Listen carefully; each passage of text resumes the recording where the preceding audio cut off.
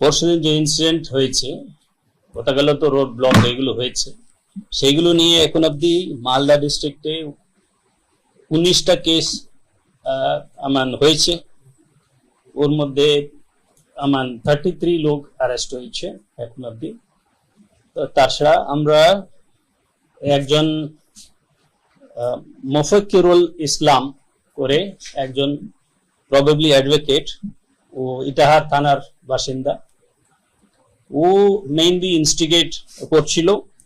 ওর নামে আমাদের কালিয়াচক থানাতে 3টা কেস হয়েছে। হি ওয়াজ সিন ইনস্টিগেটিং পিপল।